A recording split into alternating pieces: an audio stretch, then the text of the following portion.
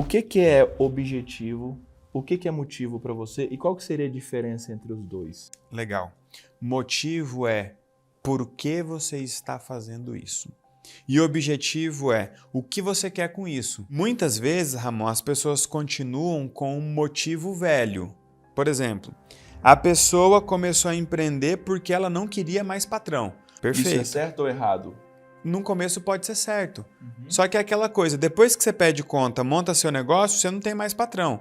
O seu motivo tem que mudar. E se o seu objetivo era não ter mais patrão, esse objetivo já foi atendido. E aquele motivo não vai te impulsionar mais. Se eu uso como uma desculpa, eu estou reclamando ou justificando. Se eu uso como motivo, eu estou propondo algo para depois eu conseguir aplicar. Então a gente precisa questionar todos os acontecimentos, mas com um olhar, uma postura mais propositiva, é o que a gente chama no mundo dos negócios de agenda positiva. Ah, você fez errado, eu fiz errado e está dando tudo errado. Tá, agenda positiva, o que a gente pode fazer com isso agora? Sabe, pegar o liquidificador, botar no meio da sala, vamos botar tudo aqui dentro, o que a gente faz com isso? Então, isso é motivo. Por que você está fazendo isso? Quer ver uma coisa que você precisa atualizar? Motivo e objetivo? Casamento, pô. Casamento. No começo a gente começa a sair com a pessoa por um motivo. Depois esse motivo muda.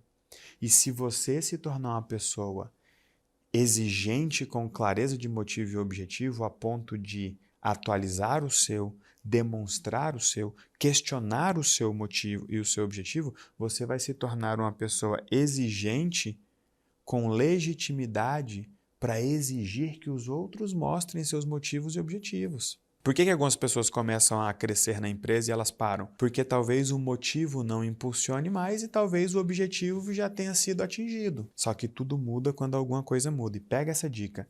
Toda vez que você tiver uma mudança significativa na sua vida, saiba, você vai ter que mudar muita coisa. E aí, quando a gente olha a escada da maturidade, quando a pessoa começa a revelar por que ela está fazendo aquilo, os motivos dela podem revelar dependência emocional. A gente começa a vida buscando afeto. A gente chega no mundo, a gente precisa ser inserido.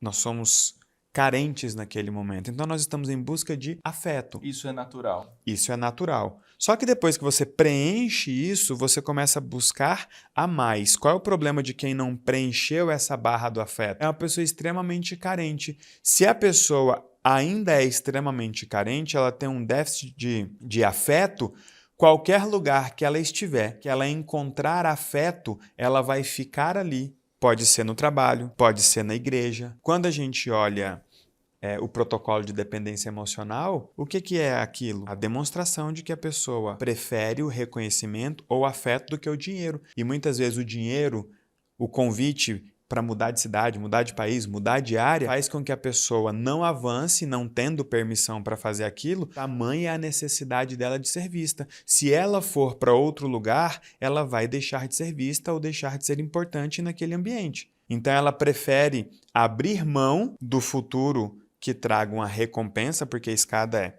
afeto, reconhecimento, importância, valor, depois vem a recompensa. Quando a pessoa vira e fala, eu não quero só aplausos, eu não quero só que você me diga que eu sou bom, eu quero que você me contrate, eu quero que você me pague, eu quero que você me honre. Se a pessoa não avança na maturidade, nas relações, ela começa a buscar aprovação, reconhecimento ao invés de dinheiro. E o protocolo revela isso e quebra isso.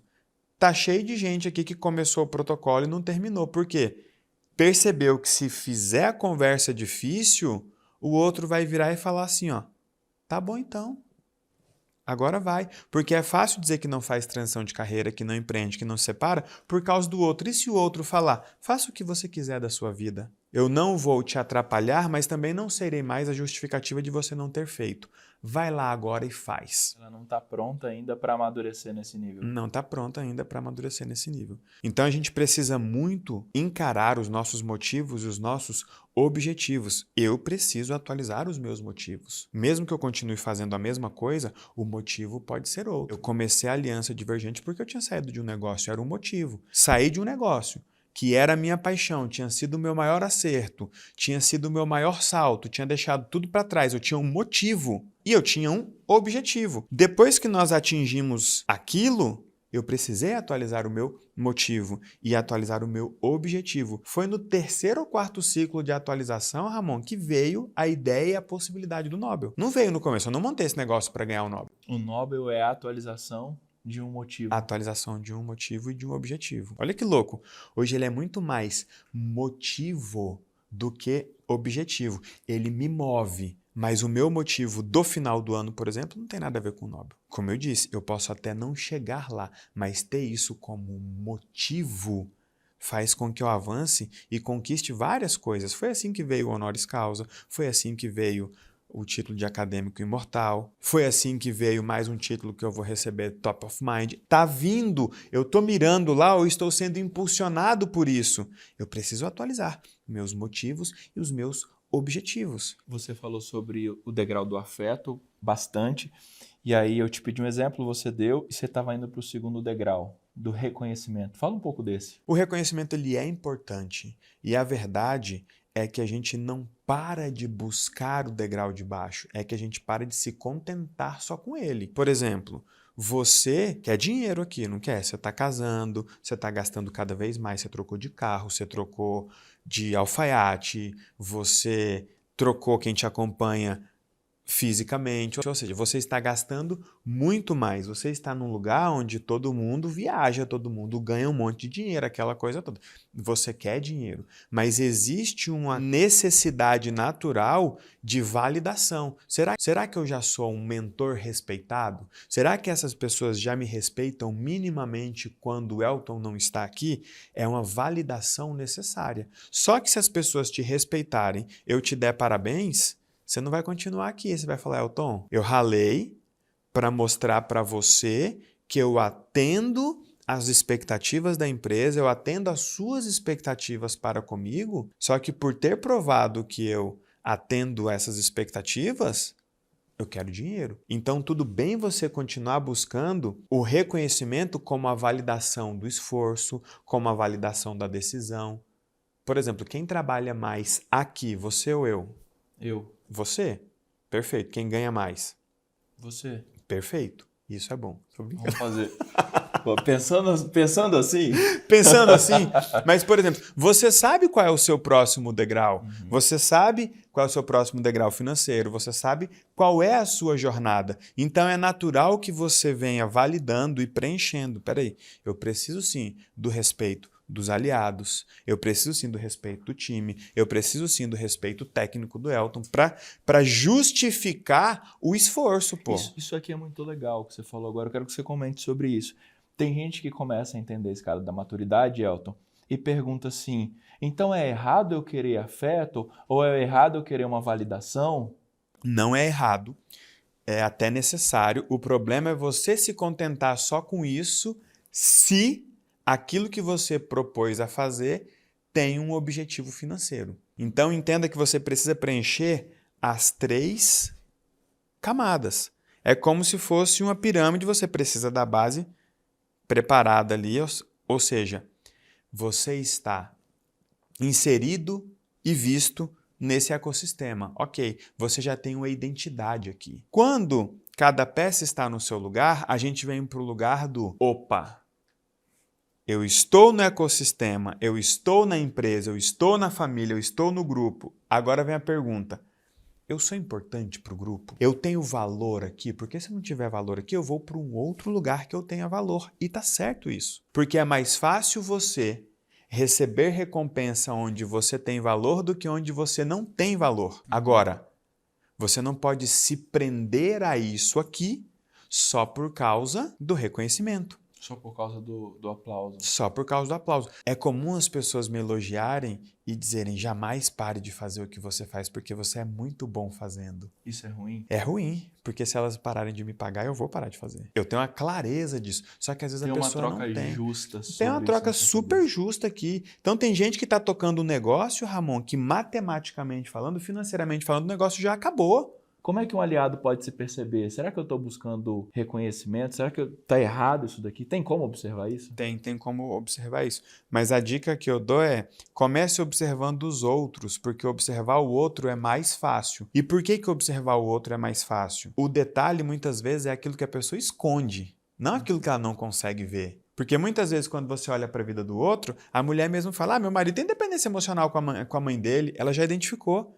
Ele prefere ir lá, mostrar para a mãe dele que ele é o heróizinho dela, do que focar aqui, ó, e fazer a gente ganhar dinheiro e a gente mudar de cidade, ou mudar de carreira, ou montar um negócio e arregaçar as mangas e trabalhar. Tá claro nesse caso que ele prefere ou precisa reconhecimento. E às vezes falando que o polir a objetivo dele é enriquecer. Às vezes ele está falando que o objetivo é enriquecer, crescer, ter uma vida boa, mas ele é motivado pelo abraço, pelo beijinho da mamãe. Ou pelo grupo social, de amigos. Isso acontece muito na religião, mas acontece muito.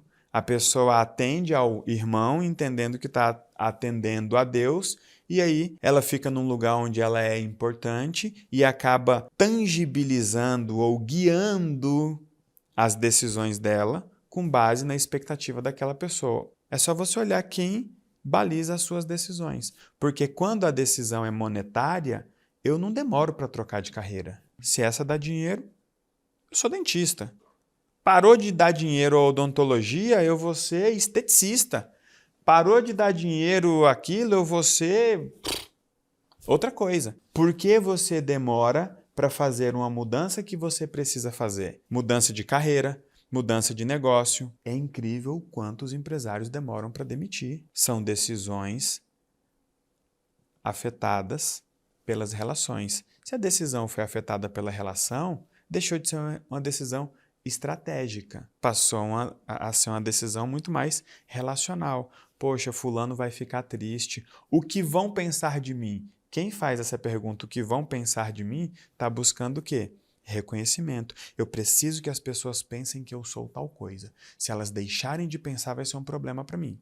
Mas eu percebo, e aqui eu quero a sua visão, que tem muitas pessoas que têm dificuldade de dar essa opção para outra pessoa. E se ele não me amar, mas ela é minha mãe, e se ela não me amar Dependência mais? emocional, pô. Dependência emocional. Dê para o outro o direito de não querer estar com você, não gostar de você, gostar de você, querer estar com você. Só que um direito não gera uma obrigação. O direito de um não gera uma obrigação para o outro. Você precisa não depender do amor das pessoas para se sentir amado. Então a gente precisa separar nossas vidas. Afeto, reconhecimento, recompensa, sentido e legado. Ninguém vai encontrar sentido na vida se não estiver com as contas pagas. Sentido e legado é coisa de quem já entendeu o jogo da vida e, inclusive, pagou os boletos e não se preocupa mais com isso. Quando que eu observo se meu motivo está atualizado ou não, ou se precisa atualizar? Quer ver uma coisa interessante? Na treta que eu tive na empresa passada,